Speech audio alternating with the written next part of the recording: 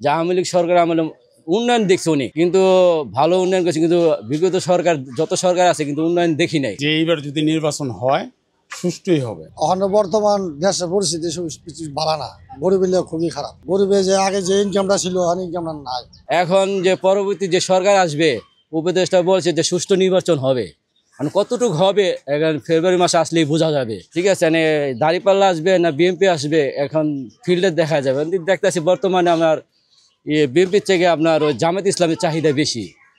ওদের আমিও চাই যে জামাত আসুক, যে ধর্ম কোরআনে যে একটা আইন আছে, আইনের শাসন চলে সবচেয়ে বেশি ভালো হয়। এটা গ্রহণযোগ্য না, নির্বাচনটা গ্রহণযোগ্য না। এত বড় বৃহত্তম দল একটা, উনি আসুক, নির্বাচন করুক, সবচেয়ে বেশি ভালো হবে। গত সরকারের আমলে দেশের অবস্থা মোটামুটি ভালোই ছিল, কিন্তু এখন তো মনে করেন যে মানুষের হাহাকারের মতো পড়ে গেছে দেশের আইন শৃঙ্খলা। আওয়ামী লীগের সরকার দেশের পরিস্থিতি খুবই ভালো ছিল, সবার পকেটে টাকা ছিল। এখন যে সরকার যে পোল্ট্রি খাইছে, এখনো মানুষ অর্থনীতিতে খুবই সংকট, কারণ কারো কাছে কিন্তু টাকা নাই। এখন বাজারে যাবে কিন্তু একটা মাছ কিনতে গেলে চিন্তা ভাবনা করে। আর যারা টাকা পয়সা ছিল সেটা তো দেশের বাইরে চলে গেছে, আর টাকাটা খরচ করবে কেটা, এর লেগে দেশে একবার অভাব পড়ে গেছে। তো আগের দল এবার আসলো নৌকা মার্কা, এরা যে সময় ক্ষমতা আসলো তখন গরিব মানুষ, সাধারণ গরিব ভালোই কামাইছে, ভালোই খাইছে, কোনো অভাব আসলো না। তখন দেখা যায় ডাক্তার ইউনূস আইছে, হ্যাঁ কি করে না করে কোনো হিসাব নাই। ছাত্র এখান থেকে করতেছে, এরা নির্বাচন নিয়ে ব্যস্ত। কে কার আগে ক্ষমতা যাবে নাকি, কি কার আগে ক্ষমতা যাবে, ক্ষমতা নিয়ে ব্যস্ত এরা, কিন্তু দেশে কোনো উন্নতি নাই। বিএনপি রাজনীতি আমি আগে ভালো মনে করছিলাম, বর্তমান যে পরিপ্রেক্ষিত, ঠিক আছে, ওরা ক্ষমতা আসার আগে দেখেন লুটপাট এটা সেটা বহুত কিছু করতে চান। নির্বাচন যদি ওরা জয় লাভ করে, আওয়ামী লীগের চেয়ে বেশি খারাপ হবে। ওরা মনে বিএনপি আসবে, কিন্তু বেশি দিন লাস্টিং করবে। প্রকৃতির রাজনীতি করার উদ্দেশ্যে আসে না, ওরা রাজনীতি করতে আসে টাকার জন্য।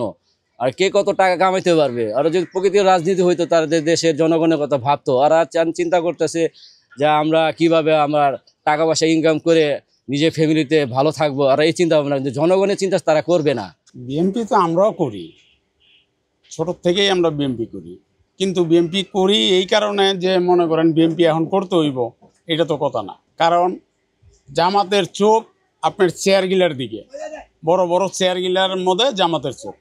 আর আপনার বিএনপির চোখ হইলো মনে করেন আপনার কাঁচা বাজার, নদীঘাট, টেম্পু স্ট্যান্ড এদিকে গেছে। তারপরেও মনে করেন মানুষ বিএনপি মধ্যে বেশিরভাগ ওই যে হাইব্রিড নেতাগিলার লগে ভরাইছে, এই কারণে ওদের উপরে এই চাপ সৃষ্টিটা আইতেছে, ওদের বললাম কামাইতেছে।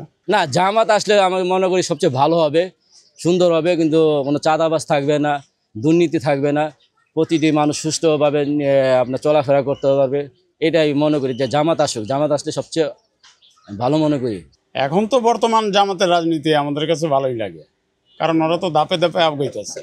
মানুষ পর্দা তাহলে ঘরেতে বাইরেব, যেমন আমার বউ আমার মেয়েরা এখন যেভাবে চলাফেরা করে, তখন পর্দা হলে হবে।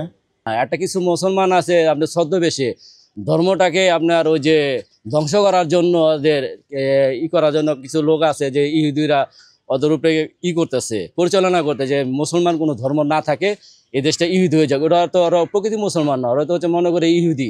আমি মনে করি দেশে উন্নয়ন অনেক হবে, কিন্তু আমাদের যে বর্তমান যে নারীরা যে সমস্ত চলাফেরা করে নিজের দেখলেই ঘৃণা করে, ওরা আসলে মেয়েদের পর্দাশীলভাবে থাকবে, মা বোনেরা থাকবে, আমার মা বোনেরা থাকবে, সবচেয়ে ভালো মনে করি।